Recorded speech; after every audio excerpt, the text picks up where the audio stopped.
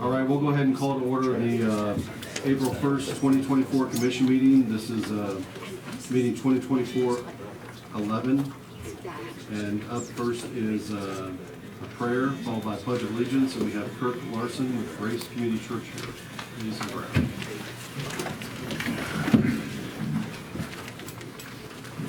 Father, thanks for the great day you've given to us by your grace through Christ our Lord. We pray, Father, for the commissioners meeting today. I pray for the commissioners that you grant them insight and wisdom as they look at a number of things that affect our county. Lord, thank you for their service. I pray for the family, your hedge of protection around them. Thank you for Debbie and her work in our county as well. And JD, Lord, thank you for his expertise in things. Father, I pray for the departments and those that are here to express ideas and thoughts, give them clarity of expression of that, and Lord, I pray that all that is done would be to your glory. Thank you for our county. I pray, Lord, that you put your hedge of protection around us as we go into springtime and storms and things, that you just guard us from any kind of danger. Things bring moisture, but may be gentle. Thank you, Lord, for everyone's here. Thank you for the work that the people in Ford County do, and just pray you're watching over them as they serve us and make this a great place to live. Thank you for your goodness. Thank you for the victory we have in Christ our Lord. I pray in his precious name. Amen. Amen. I pledge allegiance to the flag of the United States of America and to the republic for which it stands, one nation, under God, indivisible, with liberty and justice for all. Thanks, Pat. Thanks, everybody. Have a great day.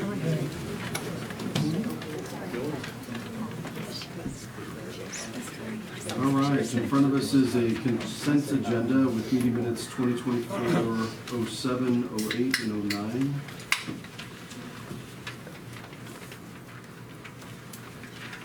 Mr. Chairman, I make a motion that we approve the consent agenda as presented. All right, with the motion second, any further discussion? Hearing none, I'll call a vote. All those in favor? Aye. Aye.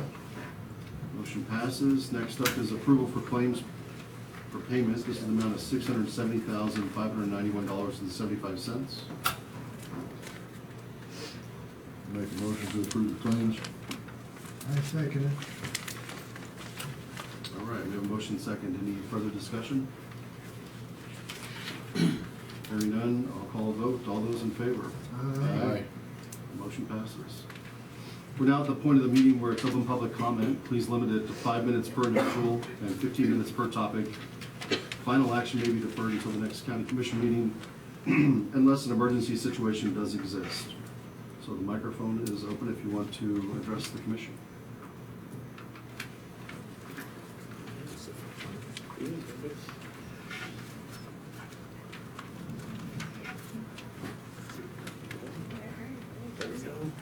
Come on, go ahead.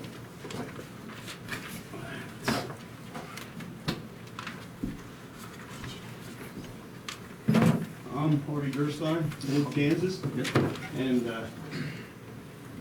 everything was pretty well addressed here, what I was concerned about, except for income off these solar panels. Where is the revenue that would have come off from the grain crops? Where is that revenue going to come from now? Which goes to businesses, elevators, guys like you, insurance people. So where is the revenue from that land? I know there's tax abatement for the taxes of it, but, so that's what I'm wanting you guys to tell me, and that's why I want to stop it direct. Because you get 10,000 acres like I counted up for it, if to get this thing done. That's a lot of revenue lost, and that's just 10,000, it could be a lot more than that. But it's just like a gold rush, what's going on.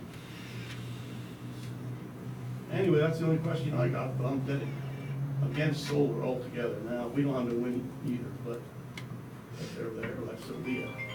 But I would like to see a moratorium on this whole deal and study what's going to happen to the revenue for the feedlots and because they need grain and it's haul more in from somewhere else.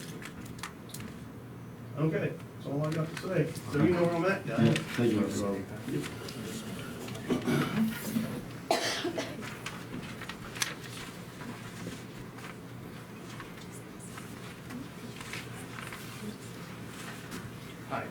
My name's Chuck Emmel, and I'm here about transmission lines. And, we went to this meeting the other night, there was 30 of them. And they just acted like they just controlled our lines. This is where the lines wanna be, and there's nothing you can do about it. I got 16 of the ITCs on me now. And that was jammed down my throat, so I'm doing anything to stop this, please. I'm not leased, but he said, you know, I got 2 quarters that's gonna be involved in this.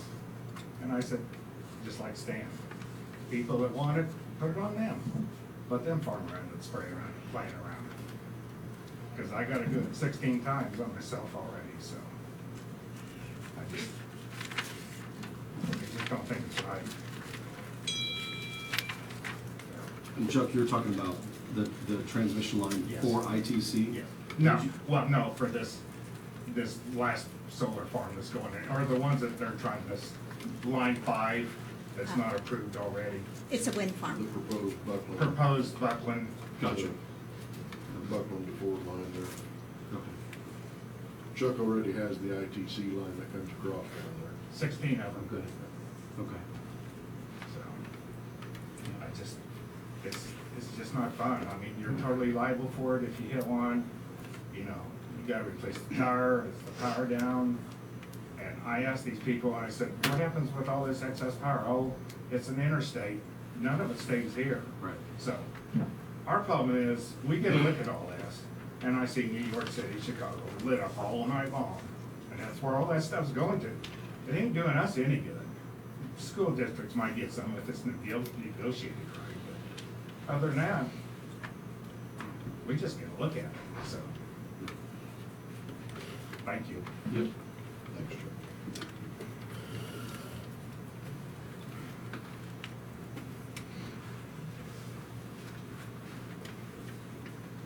Chuck.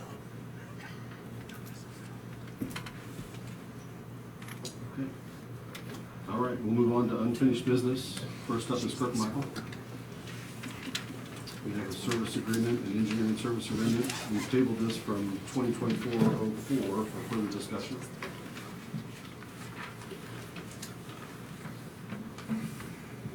Brenda should have been here. She had to go to Texas. And Carla, she never really, they're really good. They did a lot of data research. So I believe that the discussion was if the developer of the wind farm wanted to review and comment on the agreement before county approval. Right. So I'm not aware if it's been sent on to them yet or not. I'm just here if there's any questions or comments. JD, do you know if this has been reported back? Haven't heard We anything. haven't heard anything back. Liz, have you heard anything back? Well, I received their road use and maintenance agreement, and it's got a place in there about the date of this contract. They're anticipating it, but I haven't received any feedback about the particulars. It hasn't capped amount. Right, John? And the road use agreement had a capped amount. Our agreement did not have a budget set in it at this time.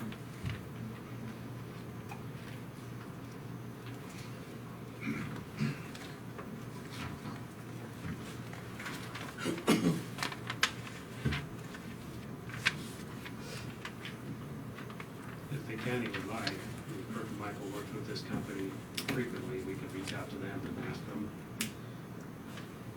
There's either fit your budget to the services, or you gotta fit your services to the budget. So Yeah. if they're paying the bill, we can ask them what's their preference. If they wanna have more services, or more budget, or stick with that number that's in the RDMA, and we'll tailor the services to fit that number.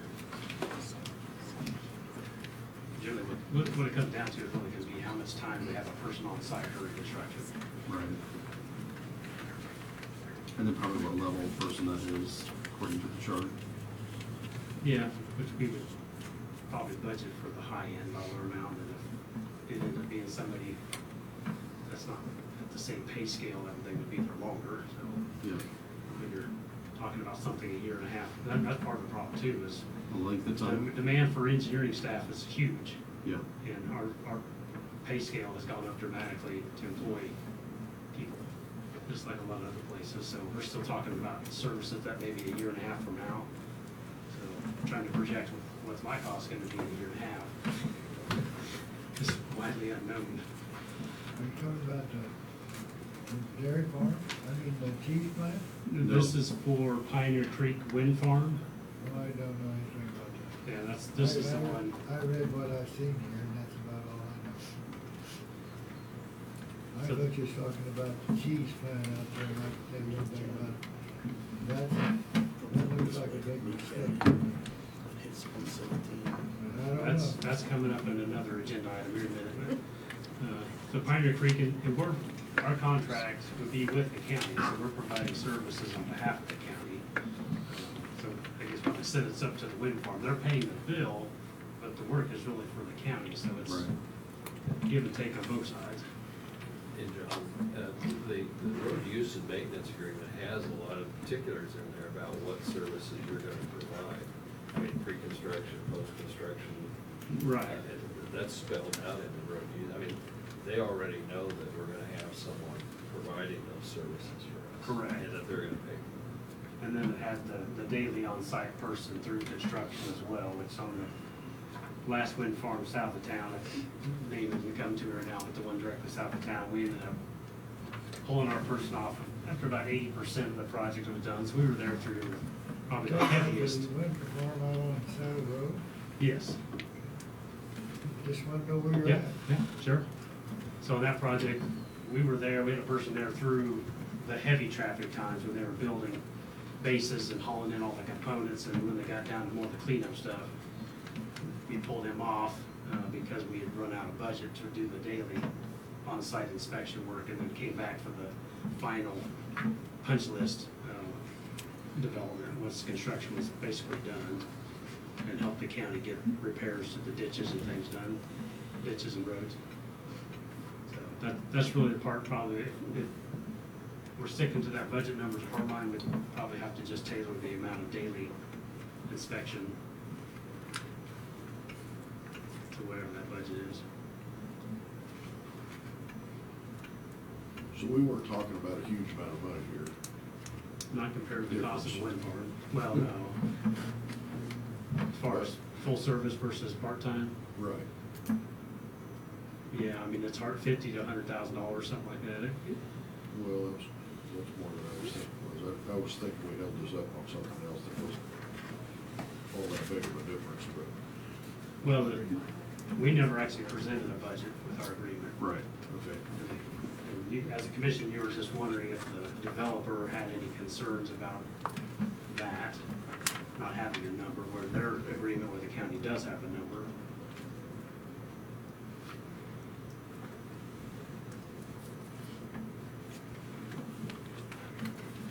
But You wanna reach out to them? I'd be more than happy to do that, yeah. Is that, I mean, get the feedback from them, we're sitting here waiting, I think. I mean, they had, you know, we presented it to them, they didn't have any objections to what those provisions were gonna be. I think that budget's several $100,000, isn't it, John? In that, in Pioneer Creek. If I remember right, it's maybe 320, but it's been a while since I've looked at it, 320,000, I think. Again, it's, you know, the hard part for us too is, if we're talking about daily inspection, we don't really know how long they're gonna be there. We're guesstimating what the duration is gonna be, but sometimes we, in other agreements, we may have set a time frame for, you know, like 6 months. We'll budget this much dollars for 6 months or 9 months. Most wind farms take at least 9 months. And if they go over, we'll approach the wind farm developer and say, we budgeted for 9 months, you still, by your schedules, have, you know, let's say 2 months to go. Would you be open to a contract change order? And they have, this particular developer has agreed to that kind of thing in the past. Because they know that we can't help that. If they take longer than what they told us, that's not our fault. Those are kind of our options, we either have them to the contractor, and we approve this now, and they get what they get. That's it. And I'd be happy to initiate the contact, and I'll get it in writing from them too. I'm not just gonna come back and say, this is what they said. I wanted it print. But we haven't had a response from them. How quickly do you think that could happen? I mean, do we table this? I'd say give me 60 days. I mean, it's not a huge rush Right. at this point. They do want us, the developer wanted us to start looking at like roads and culverts and bridges to help them determine the haul routes. Probably start that this summer. Okay. We'd like to get it going sooner than later.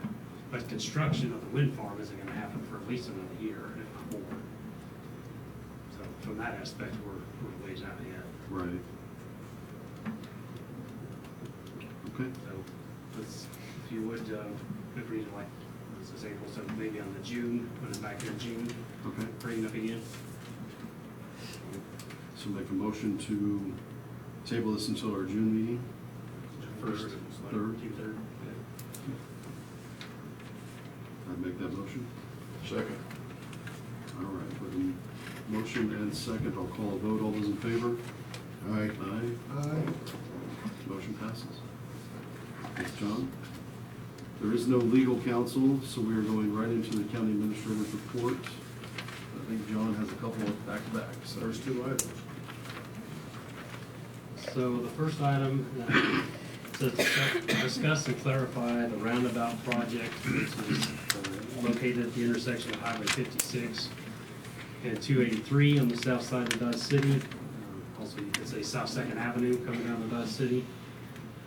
I was asked to provide some additional background and try to clarify who is in charge of that project. It sounds like there's a lot of comments and questions from the public coming to the county. It's not a county project, it's not on a county road system. This is the roundabouts itself. They're at the highway intersection. So this project was developed, the plans, the concepts and the construction plans was developed by the Kansas Department of Transportation. I'm going to call them KDOT for short.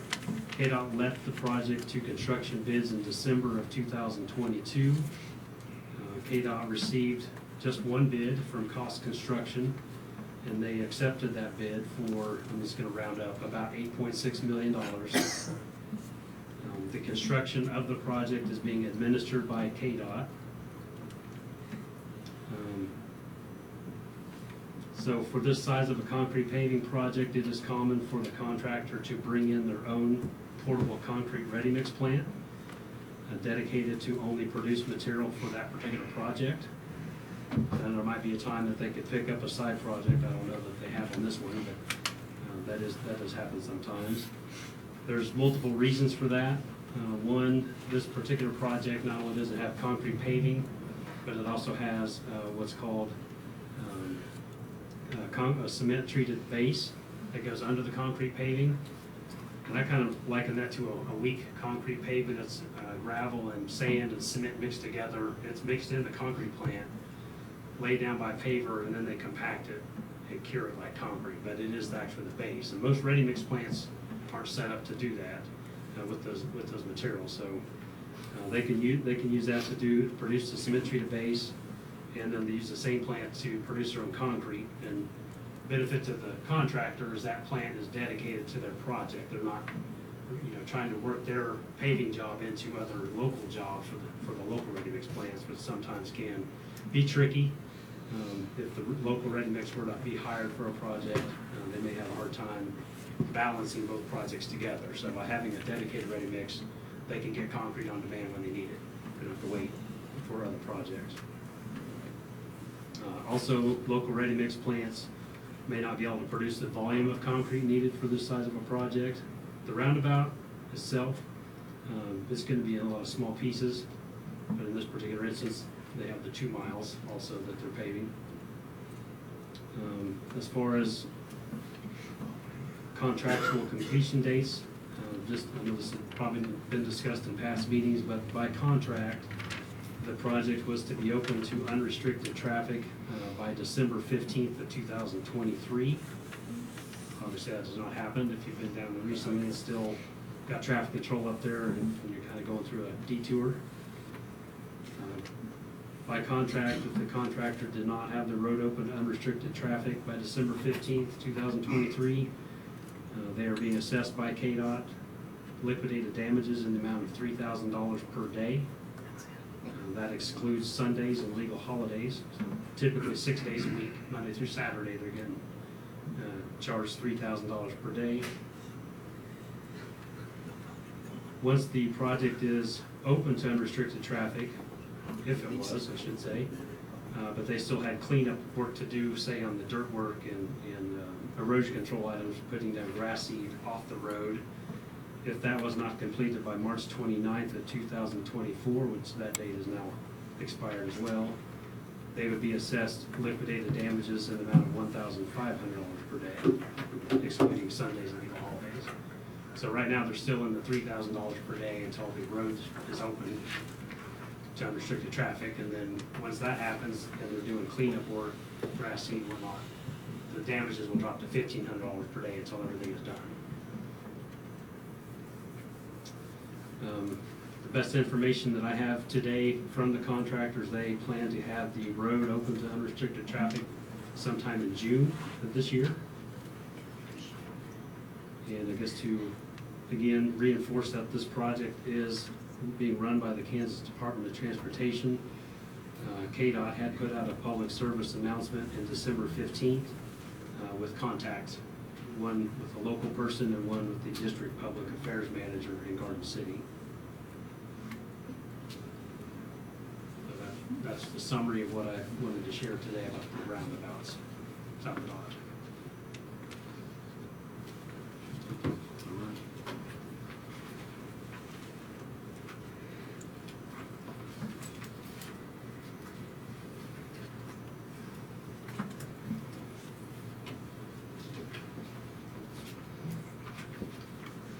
Okay, with that, I'll move on to the Fort County Engineer Report. These are a summary of happening since I was here beginning of March. I'm going to skip down to the middle of my list here. Most of the top half is just general information stuff. Jewel Road, the reclamation project, going from the town of Wright to the east. I've been in contact with APAC, the contractor. They are planning to fill the wider cracks, which would be the 1/4 inch and greater width cracks in April with rubber sealant, and then look to place the chip seal in May to finalize that project and close it out. That, of course, is pending availability of their staff and weather and things of that nature, but that is their intent at this point.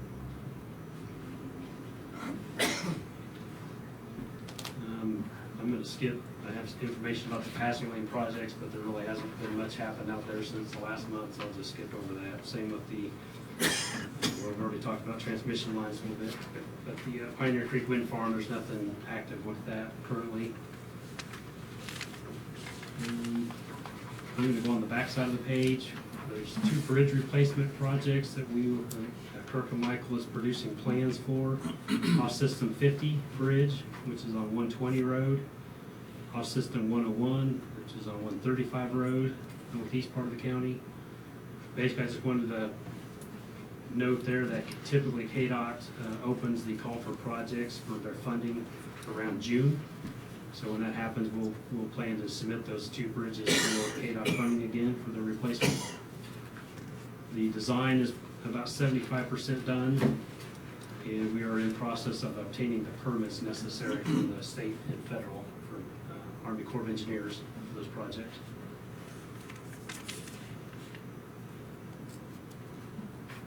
And the final item I was going to report upon today, while I was here in town this morning, or in the county this morning, I went down to the intersection of Quaker Road and 112 to do a sign evaluation at the request of Enterprise Township.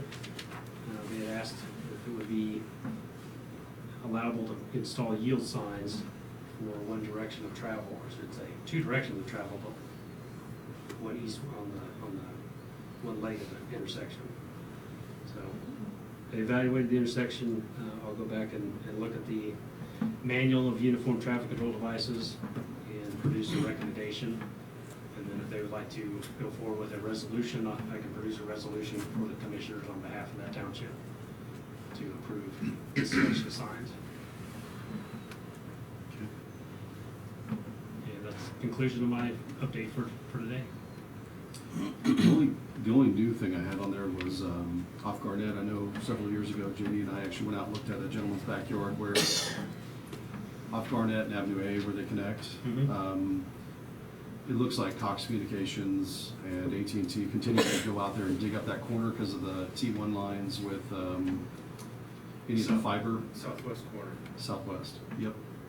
Okay. So they, as they've done that over time, it's just they have backfilled in the drainage ditch, I see. and it continues to flow south, and actually the gentleman who's got the second house over, it'll flood his backyard. Hmm. So, and he's built a shed back there now and has a basketball court for his kids, but it'll be underwater, you know, whenever that backs up. I see. So they're looking to see if there's some way to do drainage cutting through there. Okay. And I can get you the owner's phone number and contact.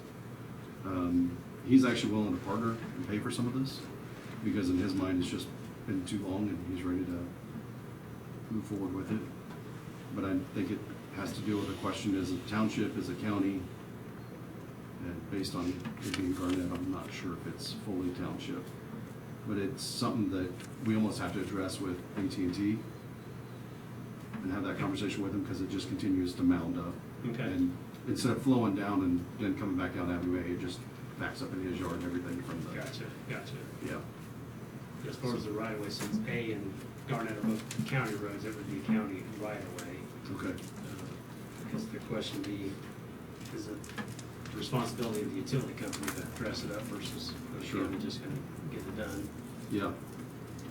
So we can take a look at it, and Brad and I can look into it. Okay. That'd be great. Okay, thank you. Yep. Anything else for John while we got it? Have we seen any of the improvements we requested out at Unity's Corner? I'm not aware that anything has happened. Have you seen anything else? I was gonna look at the stop signs to the north intersection on my way out, but as far as I can tell, it didn't look like anything happened. I wouldn't come around from the north just to. Take a look, Yeah. take a look out there on your way out of town, John, and see if they've done anything, but, you know, these are life safety issues and pretty simple things that we can do. I agree. We talked to them in October. In January, we had another meeting, and we talked to them and said, we talked to you in October. And there hasn't been a goddamn thing done out there. Still, we talked to the secretary himself, and he sat in that meeting, and he looked over at Mr. Hall with an inquisitive look on his face, like, why the hell haven't you done anything at that intersection? And here we are, and now another 2 months later, and we still haven't had anything done, I don't think. You take a look and I'll for look sure, to but confirm it, but it does. I think it's time we start making some calls Have you again seen there. that? I drove down it Monday coming back from Hayes, and there's nothing been done. No rumble strips, no flashing lights? Okay. Well, they even talked about the reflective strips on the signpost, so you'd think that's been They're pretty done. good about telling us. Yeah. Yep, thanks for bringing I'm that up. tired of being ignored.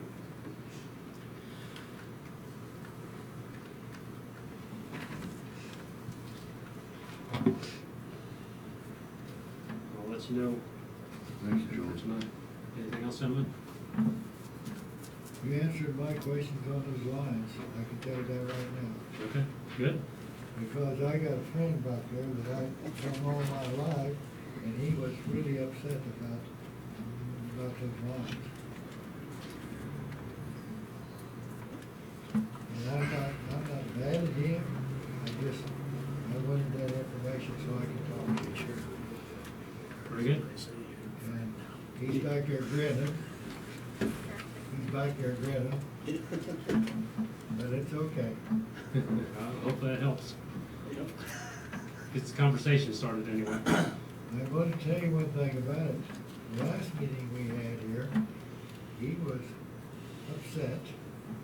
And the Fry girl was upset, and, I don't know.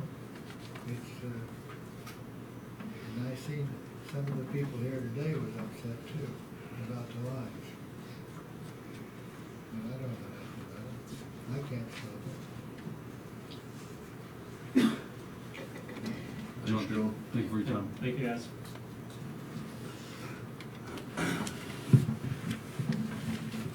Next item is for the city of Dodge City.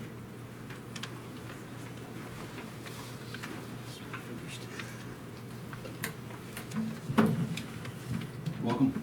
Good afternoon, everyone. I'm not sure what all information you were given ahead of the meeting. It's kind of been Debbie and I have been trying to just kind of figure this out along with Lynn's assistance, trying to figure out what this process should look like, but.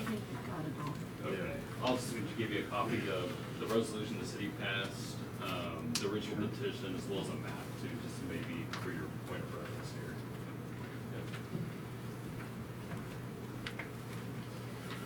Nathan, Kurt, welcome. Don't help the other gentleman know you. Want us to kind of tell you If how you we want- got here? If you want to introduce yourselves, just so Yeah. they know who you are. I'm Kurt Lancaster with SMH Consultants here in Dodge. We're doing the land surveying and plating for lineage. They called us several months, or a few months ago now, and I should have said no. We were too busy. When I looked at the map, their existing building is an island out in the county that is in the city limits. They're out there by Cargill. There's a piece of Cargill that's inside the city limits. But Lineage, their entire building is in kind of a parking that's around it is in city limits. They want to expand their building, and they're gonna be purchasing some land from Cargill. And when I looked at that, I'm like, well, how do you build half the building in the city and half the building in the county? That seems kind of crazy. So that's where I called the city and Nathan, and it kind of seemed like, well, I think the best situation in this scenario is that their building is at least all in one place. And since they're already in the city, so we just, that's why we're here, so that they can continue to build onto their facility and be in one entity.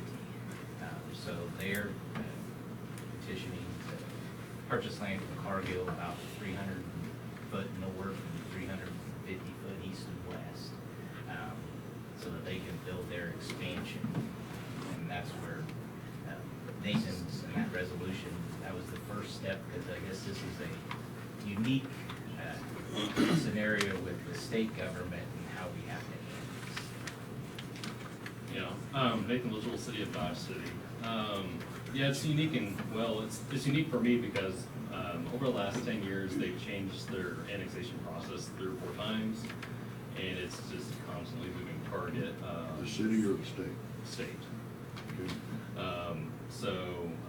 It has changed a little bit since it is contiguous with property that's an island. We have to go through this process. If it was contiguous with the city boundary as a whole, the main part, we wouldn't have to go through the county necessarily.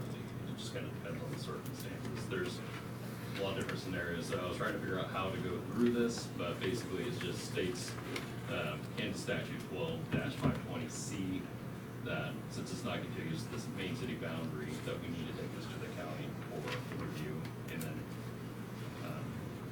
look to get a vote for that. Nathan, has there ever been talk about the city kind of cleaning up the Cargill property and just annexing the whole thing instead of just pieces of it from the county? It's obviously one entity, but it's got just a little, it's almost like they came in and just grabbed the offices and stepped back out. It is my understanding that it was originally, that's the part of Cargill that's in the city limits was the original building footprint. Okay. And I think it was part of the development agreement to do that way, from what I understand, talking to Dwayne Knight, Dodge City Board of County Development Corp. It was her understanding as well as that's why they did it that way. I'm not sure if that development agreement has to be there now. I think it would be ideal for everybody involved to clean that up. Mm-hmm. But in an effort to try to expedite this Right, I process. know they're two different projects, yeah. No, I think that wouldn't make sense. I know it's been kicked around for years at the city, like, we should probably try to clean that up, but Yeah. it's just one of those things, just needs to push on the back burner kind of thing, but, and I think it would be good to maybe clean that property up, to annex it as a whole, but, we haven't reached out to Cargill yet to see if they're be at all interested. If they're not, then obviously, that's a different process yet, then, so. Okay. So what is the mission, what's the goal of annexing an island like this out in the county to begin with? There can be different reasons for wanting to be annexed inside the city limits. Oftentimes it's because they're receiving one or more city services. I think they have water service out there, I don't think sewer. They have sewer. Lineage currently gets water from the city? Yes. Okay. And generally, as part of that contract for city services outside of city limits, it is that they'll be agreeable to be annexed whenever it seems prudent. And that's kind of the reason why we have a few islands here and there. Are there taxing implications or anything like that that goes along with that, or how does that, I mean, I'm trying to understand the advantage of the city having just that building annexed into city limits. Mhm. And, you know, there was water obviously out there already Well, for yeah. Cargill. And maybe that was the reason that original footprint of that was annexed, I guess. But it was already there.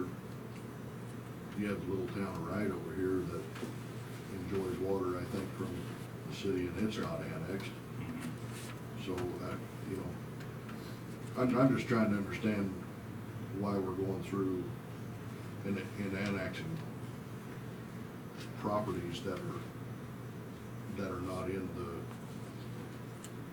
like say they're an island within the county. Sure. I'm not understanding that fully why we do that, but. As I look at that yellow thing there, is that where the freezer's at? Yeah, they have like a, Is that where the freezer's at? Yeah, Simple I question, believe so. okay? Yeah, That's what I wanted to know. Lineage would be a cold storage Cold business. storage and I think packaging. Yeah. Used to be Miller back in the day, Miller Refrigerated Services. Well, I can look right over here and see some of my junk over here at Pocono, and I know exactly where you're talking about. That looked like that cold storage deal that Cargill had there forever and ever and ever. And I just wondered what the hell is going on? Why are you bringing it to us? Well, they are wanting to expand their building beyond their current property. as Cargill well as, wanted to expand? Lineage, they're in partnership with Cargill, they're wanting to expand that property. Cargill currently owns it and in the process of purchasing that property.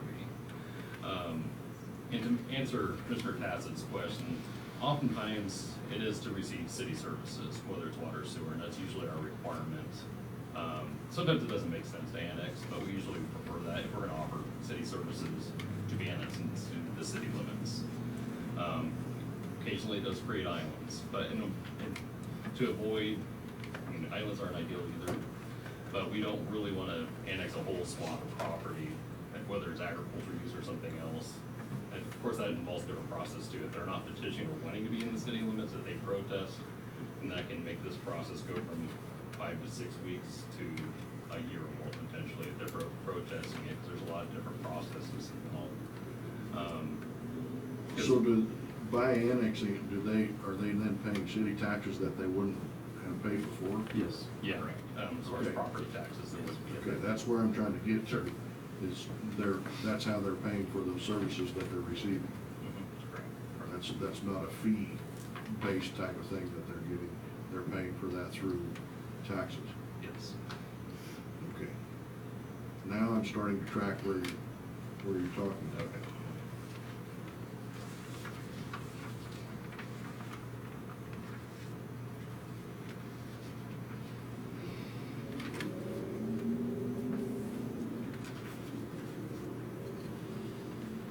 Does this have any implications far as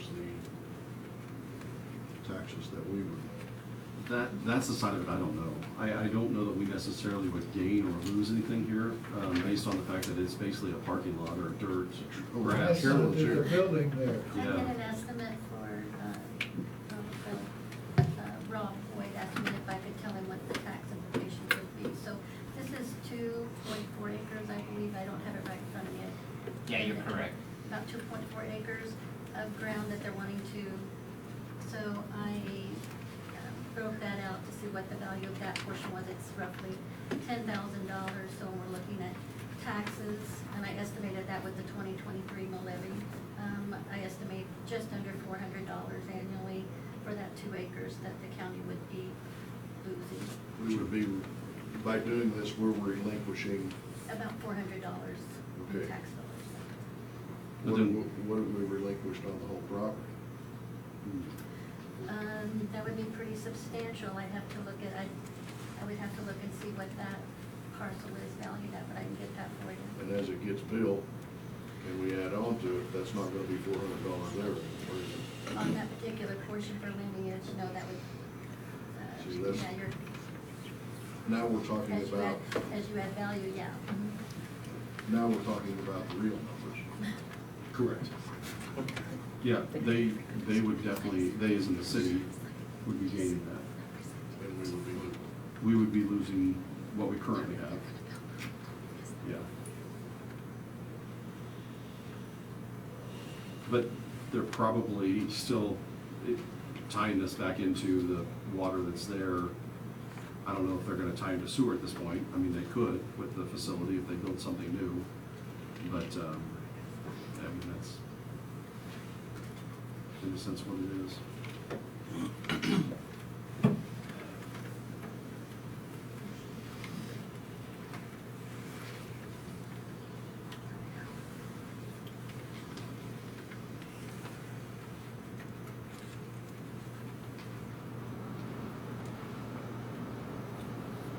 So, I guess I wonder whether there ought to be a conversation had about a different way to realize compensation for the services that the city is providing to an island property, instead of us relinquishing all of the tax base that would have for the county.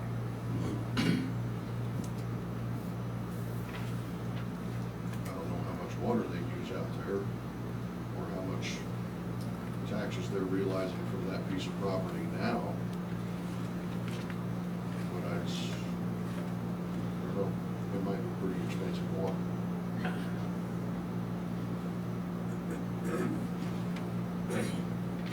You got something to say, Glenn? Yeah, I do. He's over there biting his tongue. I think, just kind of as an overview, the reason the city's here is because state statute requires them to come here. No, I get it. I understand that. And the question really that's being asked of the commission is can you by a 2/3 vote find that by this island annexation, is that gonna hinder or hurt development in that area? Or for the county, or for any other city in the county? That's really the question that's being asked of you, is to make that finding of whether or not annexing this additional property is gonna hinder development in that area. It's not like it's permission to do it. It's a question of would this annexation hinder what's going on in that area, the development.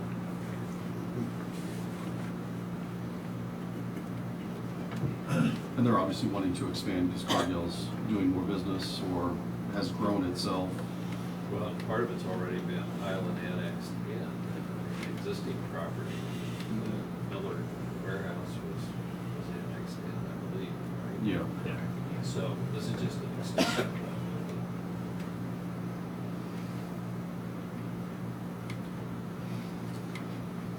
So what did the city put for the value of that building? How much did the city put down for that building? I don't we don't have an assessed value for that. So we're not really talking about that piece of property though, Mr. Stokes. It's a vacant piece that's on the north side that we're actually talking about. Is that right? That building has already been annexed, and it's been there for years. What that building is a cold storage, I can tell you what it is. I'm not too smart, but I'm smart enough to know that. Cold storage deal, so it's really tear down. Well, Right. the only question is whether it's gonna hinder development here. Hinder That's the proper only, growth. if that's the only question we get to consider here. Can't see where that's. Can't see where that's gonna happen.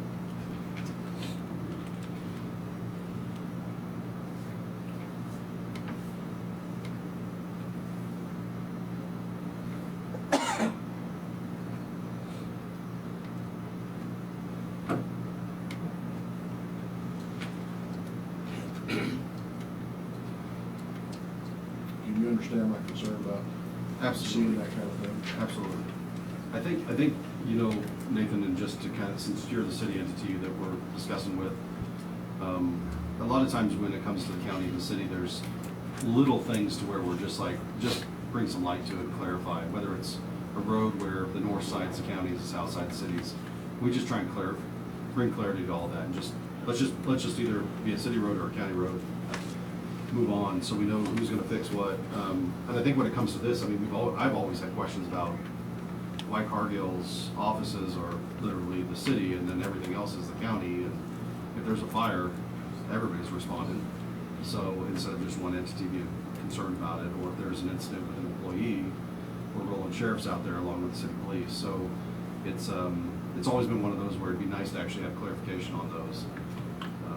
But I think that, you know, Commissioner Tassett's bringing up the idea of if the county's losing something, then maybe next time there's a negotiation between the street, maybe the city understands, hey, we gave this up for the annexation. We would like some consideration of maybe the city takes on more of a road at some point. Is that what you're? Yeah, I mean, some trade-off. What this looks like, you take a map of around Dodge City, and you see this little island here, and this little island here, a little island out there, and it starts to look like if there's a valuable piece of property within a couple miles of the city limits of Dodge City, and we go annex that into the city, take that off the county tax rolls, rolls into the city tax rolls. Sure. That starts to be the way this looks. So, A lot of times tracking these different entities, they're looking to have city services. A lot of times, as part of the deal is the package that's presented to them, that we can offer those services to them, so they don't have to provide, wells and everything else to get there. I can understand the appeal, I'm sure. And that's usually, I think, how we get to where we're at with this. They usually petition us to, we don't go out looking at, annex existing properties as a policy. I can assure you of that. So Glenn, you shared this by saying a vote of 3 in favor and none opposed to the Board of County Commissioners. 2 to 3? It requires a 2/3. 2/3 vote. Okay.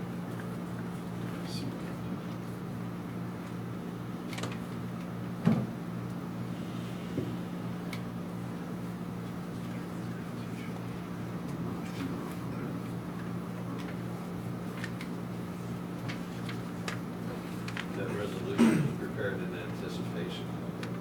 Yeah, I So got they you. have to be correct. I got you. So the question is,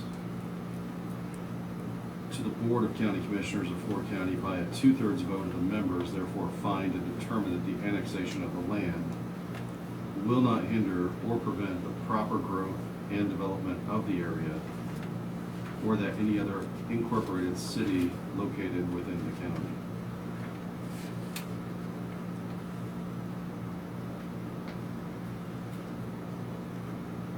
And in this situation, it's probably helping them if they're trying to be annexed due to utilities.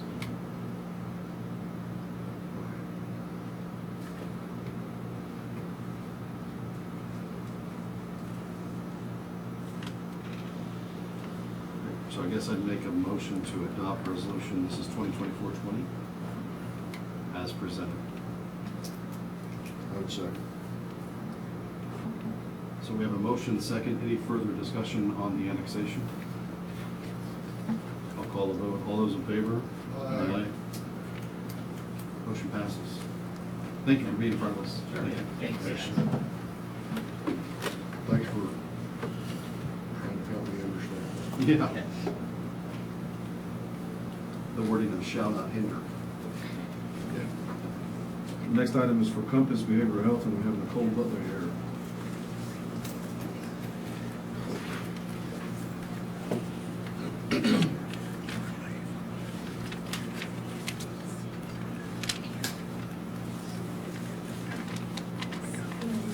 Hi. Hi. Good, how are you?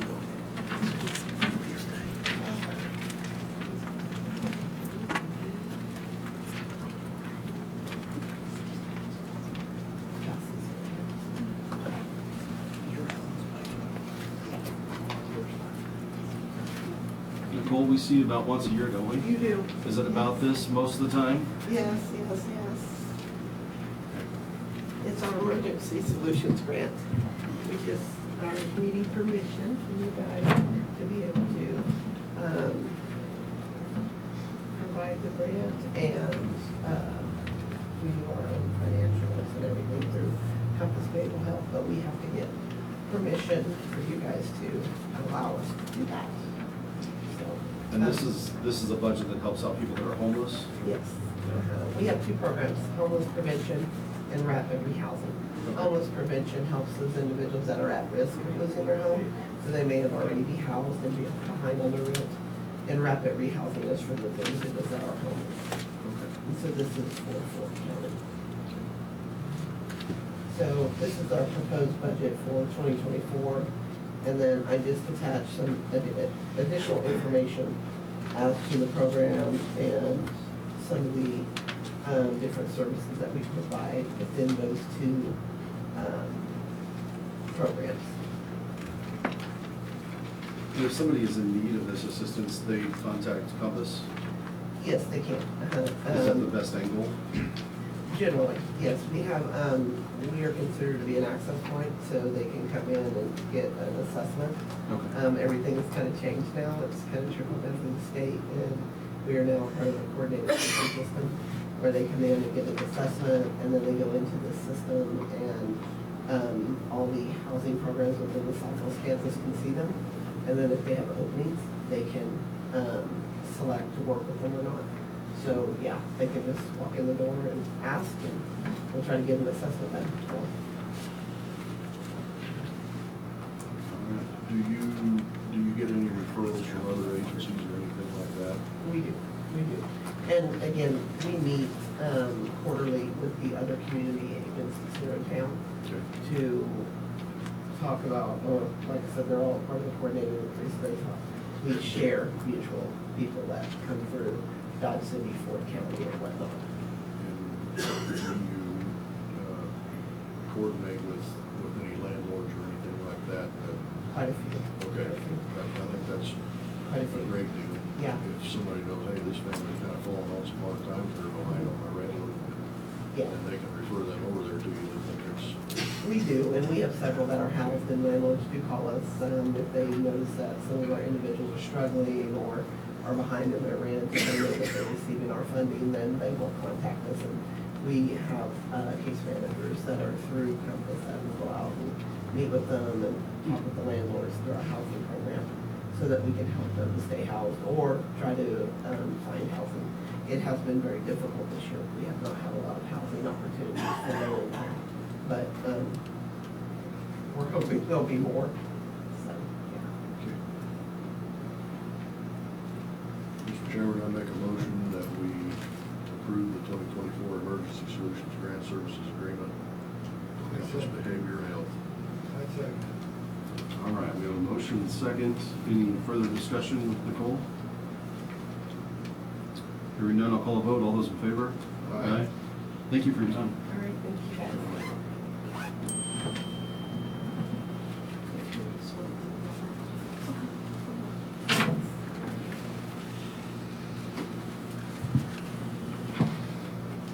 Next item is for planning and zoning director, Melissa.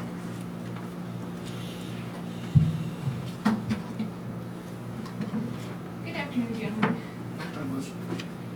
I'm before you to get permission to apply for an LEPP grant, which is the Local Environment Protection Program. It's through KDHE. What this grant does is help low-income people replace their septic systems or modify their septic systems if they can't afford it. The responsibility would pretty much lay on me, because I'd be responsible for distributing the funds and inspecting the septic tanks and lateral field, which I already do. And I would develop an agreement with the homeowners to just letting them know how they can repair and keep their septic system from failing. People are needing help. KDA does have a grant out there, but they're limited, and they cannot modify a septic system. They will only work on replacing the whole septic system, and then they only pay partial. So, as you can imagine, coming up, septic systems cost between $15,000 and $18,000 now. So, this How much did you say? $15,000 to $18,000, a new septic system. And I know of one person particularly that we went out, KDA tried to help them 2 years ago, but they couldn't come up with the payment. They couldn't find a plumber or a septic installer to take payment, so they still have sewer small in their house. Is this grant something that could be used in conjunction with KDA to get? I already have planned on that, yes, sir. Okay. Yes, it can be, they can be both. They're allowed to have 2 grants. Director Drake, have we ever gone out for this before? It seems something new to us. It is new to you, but it's been available, and I ran across it last week, and I felt it'd be irresponsible of me not to try to forward it. Yeah, really like this. But yes, it has been available for years. So you know some candidates maybe for this right now? Yes, sir, I do. And it's only for Local city income. well?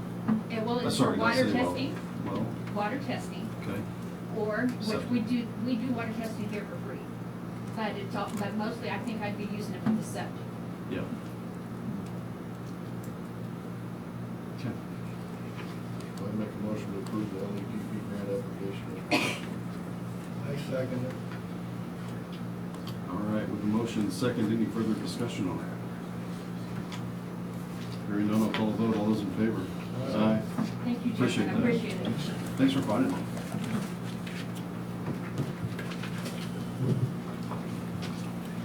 The next two items are for Knoxville City Director David Nichols. Good afternoon.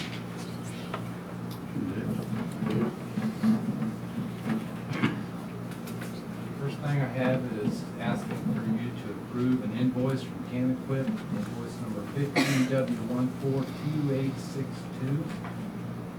Had some work done on a MXU case 125.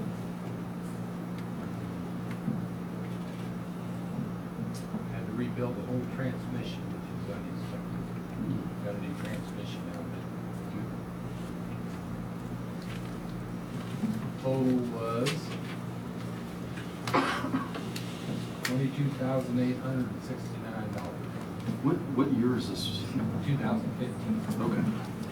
It's got 3,000, should have wrote it down, but they didn't. 3,400 some hours. It's a very good tractor. Yeah. It's making good, 2,000 hours use out of it. Okay. Mr. Chairman, I make a motion to approve the CanEquip invoice. I second I it. will correct the amount, $22,800.69.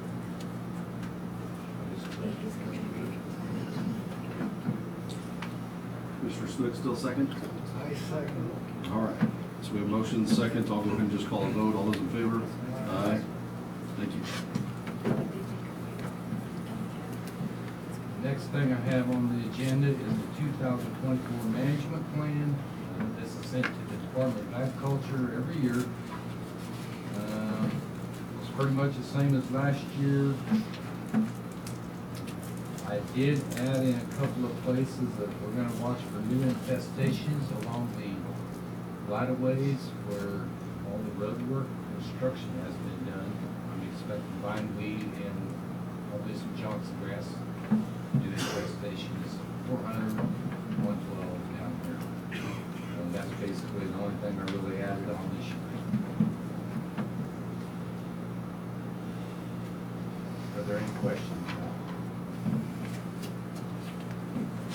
Make a motion to approve the annual management plan for noxious weed control in 2024. Okay. With the motion second, I'll go ahead and call the vote. All those in favor? Aye. Thank you, David. Thanks, David.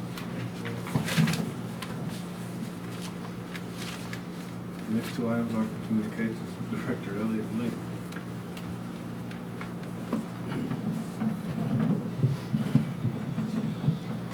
Good afternoon. Really? The first thing you have in front of you is the priority dispatch invoice. We pay this every year. This is for our protocol and call handling software directs the callers. This is a budget item.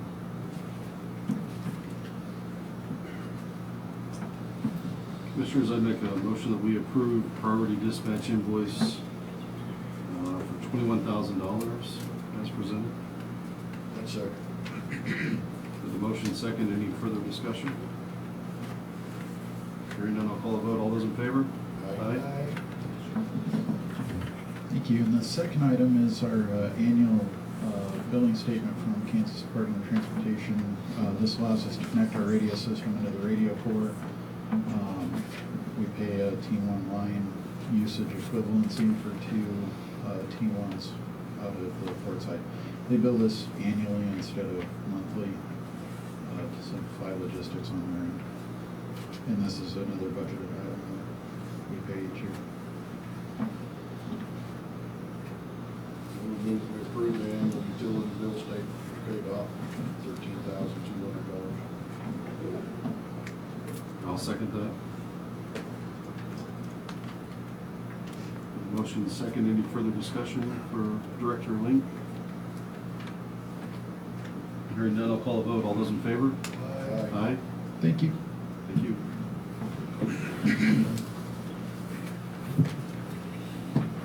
Next item is for HR Director Vanessa Avila Chola.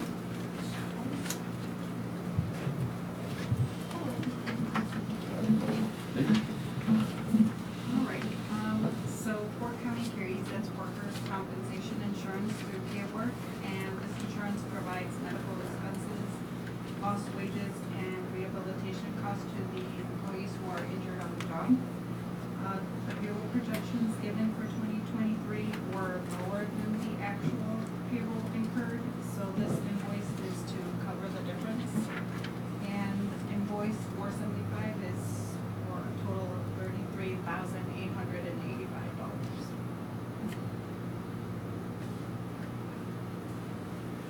Motion that we approve the invoice for the amount of $33,885 to Kansas Workers Risk Cooperative.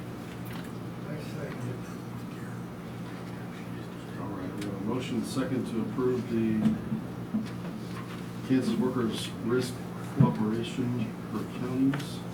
I'll call a vote. All those in favor? Aye. Thank you.